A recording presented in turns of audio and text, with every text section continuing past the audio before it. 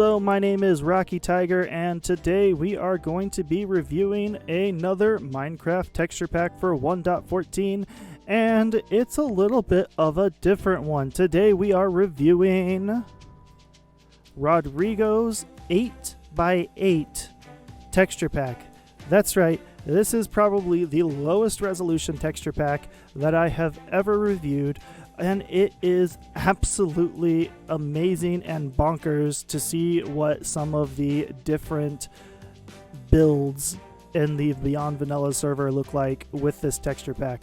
It may be low in resolution, but I wouldn't call it simple. I wouldn't call it bad. I wouldn't say it's a low res texture pack, even though that's what it is. I would say that it is minimalist.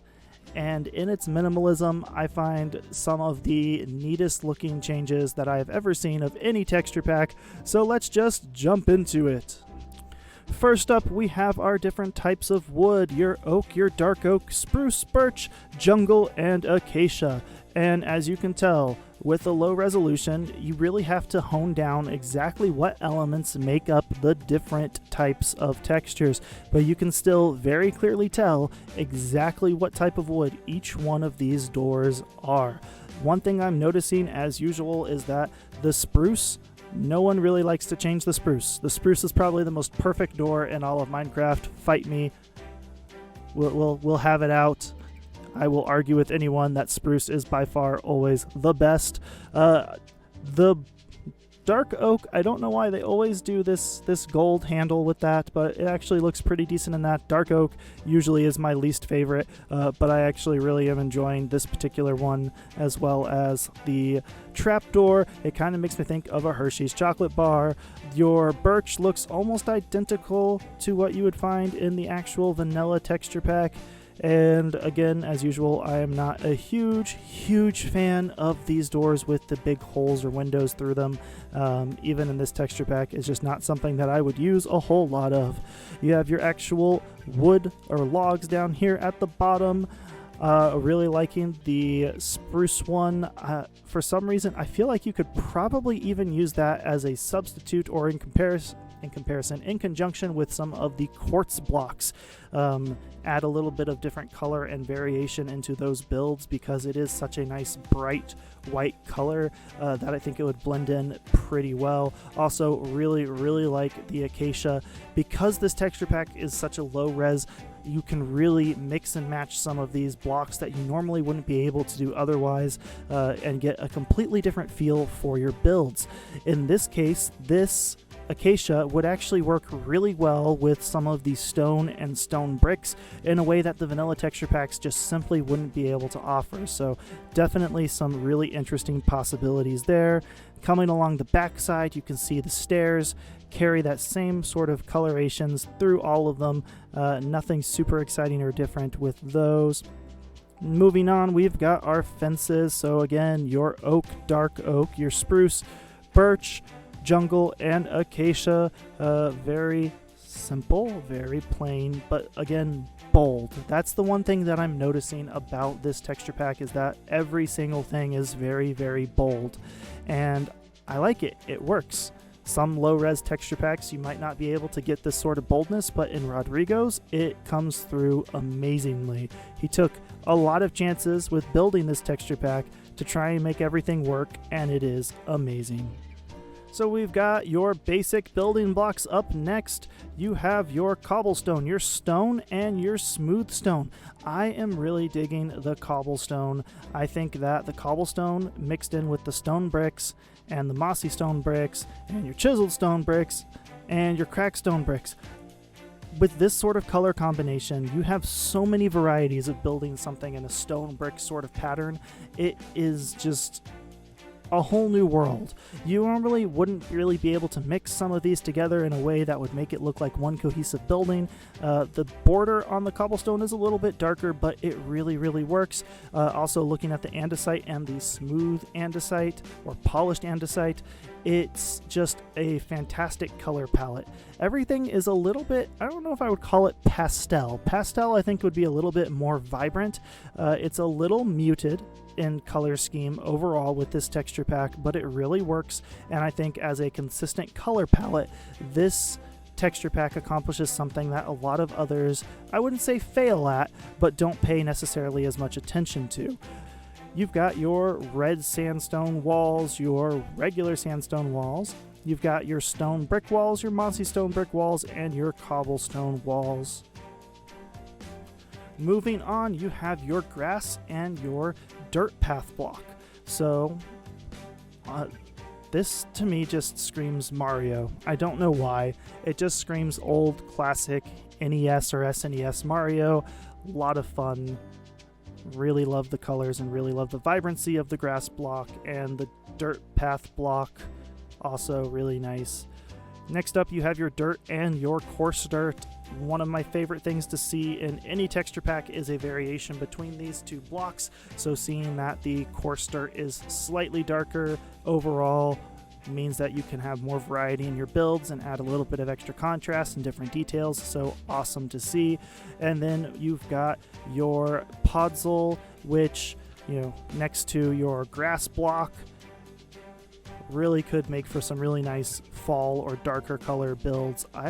This is probably one of my favorite colors that I've seen of any texture pack so far. I really like the color.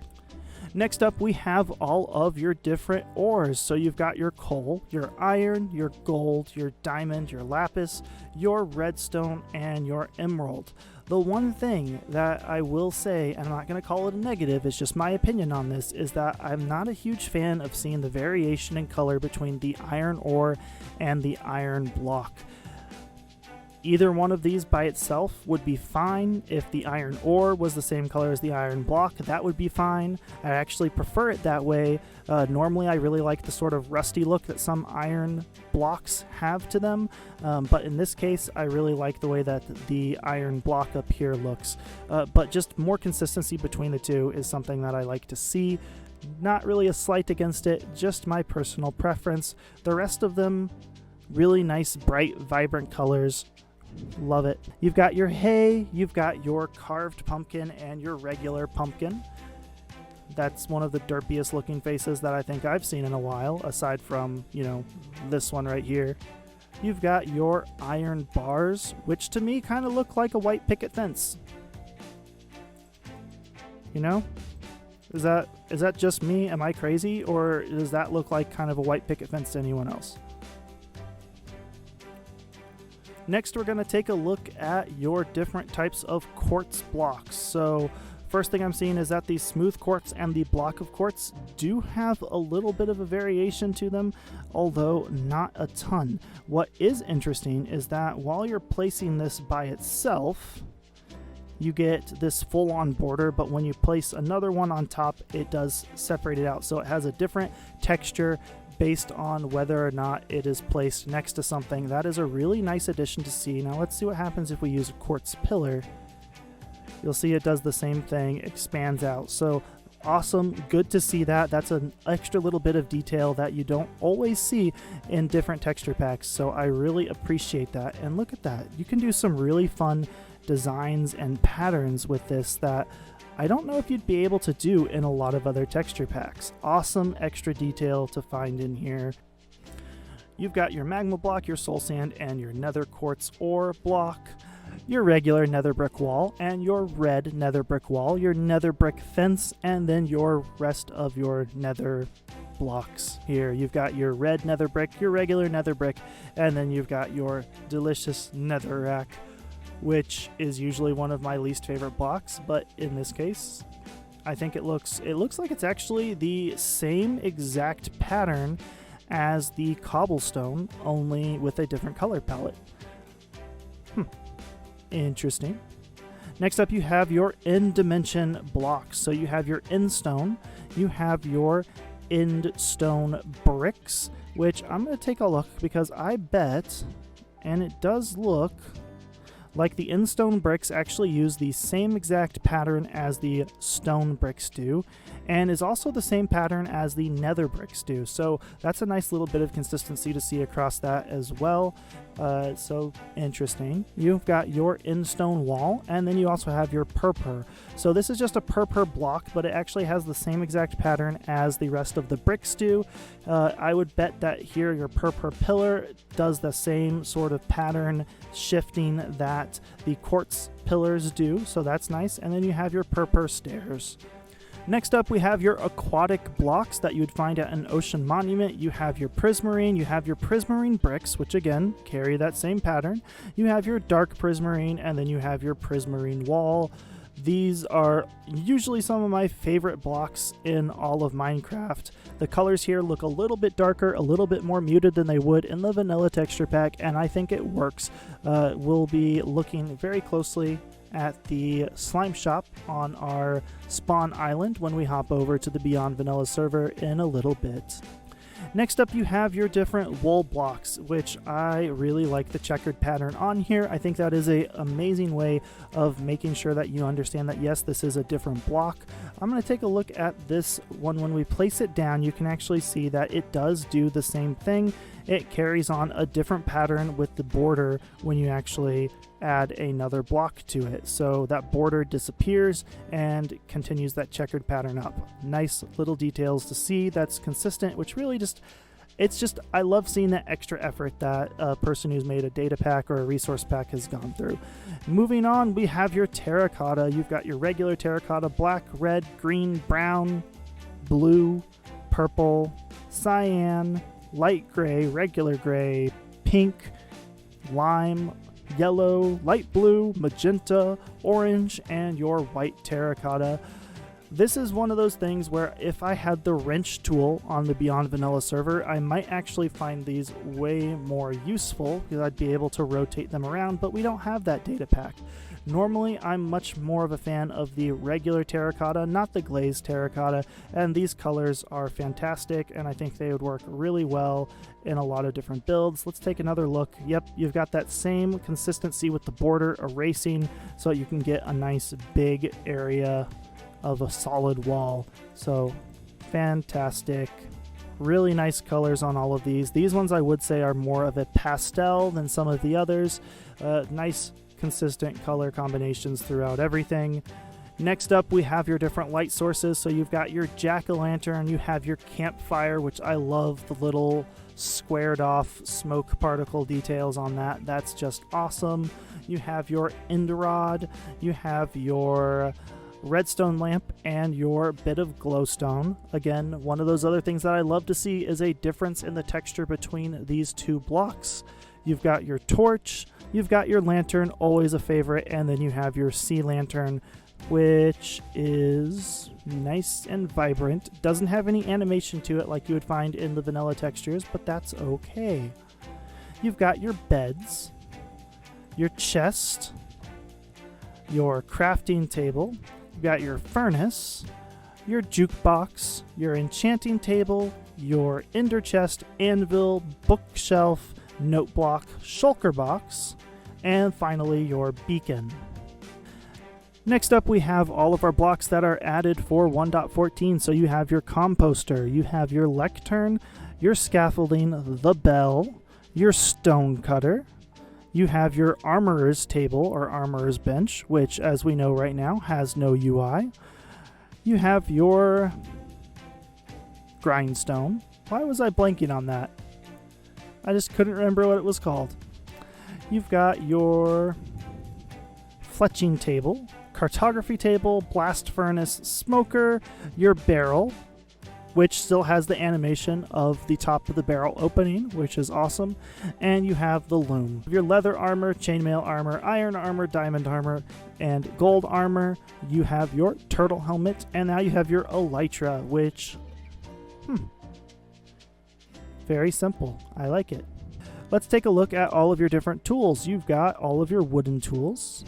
You've got your iron tools. You have your gold tools, your diamond tools, bow, arrow, trident, and crossbow.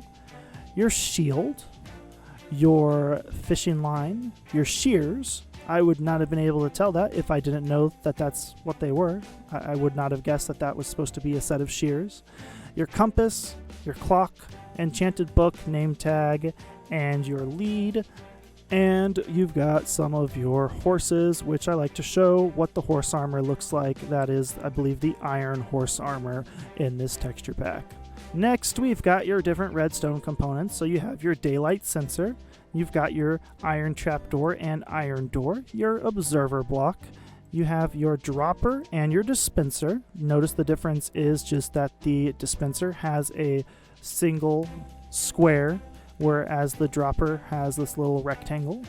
Your note block again, and now you have your two pistons, your sticky piston and your regular piston. The comparator and your redstone repeater, and you have your hopper.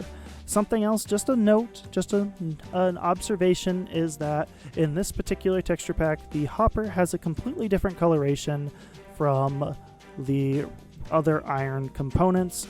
Something that I've noticed as a thematic thing in a couple of other texture packs is that you'll see them carry the same coloration. For example, Pumpkin Patch, it has a ruddy, rusty look between all of the different iron components, whereas this is very obviously looks almost like a cast iron pot in terms of its color. You have your switch and your redstone line, and then your redstone torch, rails, powered rails, and your minecart, which looks like it's taken a much brighter, less of a dirty look to it. And now finally, we're moving on to our Hall of Mobs. So I'm going to once again turn down the sound so I can actually hear myself talk. Your zombie, the drowned, he kind of looks cute. He's got a little cute look to his face there. The husk, who apparently is being shy and doesn't want to turn around and look at us. Your skeleton, hello Roger. Your stray, hello Roger. Your wither skeleton, who looks as derpy as I have ever seen him. Your zombie pigman, who's being even more shy than the husk was. Come on, take a look at me, turn this way, there you go. Your zombie villager, the evoker, not terrifying at all. You've got your spider, your pillager, and your slime. Next up is the vindicator, the witch, who also apparently doesn't want to look at me. Apparently she's being... oh, there she is. Ugly as ever. Your blaze, which probably has the most drastic difference of any of the mobs that I've seen. The creeper, same face as always. The magma cube, adorable. And the phantom, which honestly looks like it's kind of got a little bit of a shocked face going on there. Next, we've got some of the mobs that are harder to contain. So we'll start down here with the Endermite. Not too different, just got a little bit of a bolder border on him. The Enderman. Is he going to look at me? Does he have eyes? Yes, he does. The Guardian. The Elder Guardian. And finally, the Shulker. Does he have a face in there? Oh, he does. He's got two little black eyes there. Like someone punched him in the face. Moving on, we have the Ravager and a skeleton horse. And some regular villagers. And finally, we have all of our non-hostile mobs. So you have the bat, your parrots, your cats, your chickens, which have a completely different color and looks more like a turkey, your donkey, your fox, which is as adorable as ever. Look at that. Look at that face. Your llamas, your mushroom, and your cow, your mule, and ocelots, a panda. He's got a bit of a red eye thing going on there. Your pigs, which look very shocked to find themselves in a testing world where they are surrounded by all sorts of other mobs. Your sheep, which somehow have successfully managed to look derpier than they have ever looked before. The rabbit, which doesn't look too different. Your turtle, who does have a slightly different face. Your wolves, and your trader llama, which has disappeared. The dolphins. I believe these are salmon. Pufferfish. Cod. The squid have died again. And that's all that we've got over here. So now we're going to go and hop on over to the Beyond Vanilla server and take a quick jaunt around our spawn island. And as always, we are starting off here in my house at spawn, surrounded by the chest monster that will never ever go away. So far, if you don't pay a whole lot of attention, everything does look more or less the same, especially King Kong up there. Terracotta doesn't look too different in this texture pack. I did want to take a look at... oh, there's a skeleton over there. That was slightly scary. Wanted to take a look at this build. This is a little tiny slime shop, and when it works in conjunction with these leaf blocks around it, I think that's a really cool build. Something I have said before is that if you are a good builder, your builds will look good no matter what texture pack they are in, unless of course it's something that's absolutely garish that changes all the colors. But this texture pack doesn't do too much with the different palettes, and as such, Mallow-Sprite's Bookshop looks amazing as always. You can really see the difference with all the different path blocks around as well. Very, very vibrant. That's one thing I'll say about this. Overall, while some of the colors may be a little bit more muted or maybe a little bit toned up might be the best way, that's like they've applied a lighten filter on everything, the grass at least is very, very vibrant, and with the bold borders makes everything really just pop out and stand out. The Woolian, amazing as ever. Phantom Maple's Grand's Craft Shop. It's a really fun looking build in a vanilla texture pack, and in this texture pack, it's possibly the cutest thing ever. And this right here might be, we're going to screenshot that. That might be our thumbnail for this pack. That's a really fun looking shot. The Cactus Shop looks more or less the same. Not too terribly different.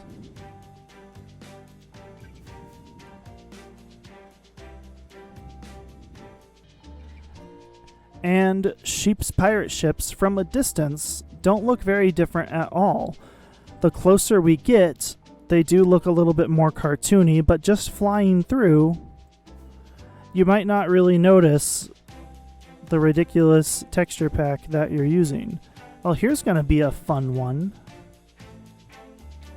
What has become one of my favorite builds on the entire server is Phantom Maple's Trident Shop.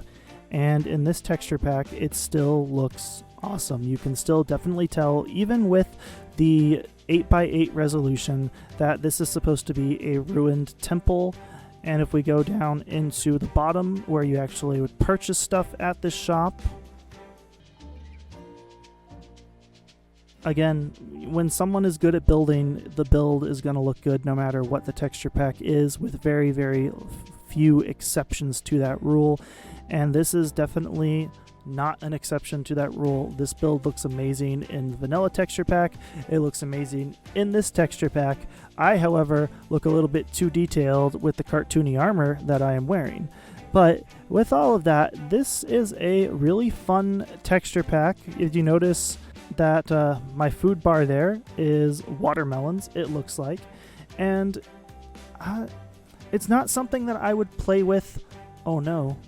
It's not something that I would play with on a regular basis. It might be something that I might play around with. It might be something that I have some fun with, but it's not something that I think I would use as my regular go-to texture pack. That all being said, it is a really fun way of looking at the game, and it does offer a lot of different aspects that you might not normally see, different color combinations, different block combinations, especially with that cobblestone and stone brick combination that you just wouldn't be able to get the same effect with the default textures. So I would say this is a good one and definitely interesting to play around with. If you don't at least play with this texture pack as your default texture pack, you should still do yourself a favor and install it just to see what your builds look like from a different perspective. All of that being said, thank you for watching. I look forward to seeing what people think about the ridiculousness of this particular pack. If you liked the video, give it a thumbs up. If you really like the video, you can go ahead and subscribe to the channel. I put out a new texture pack review every Thursday. And thank you all for watching, and I will catch you all next time.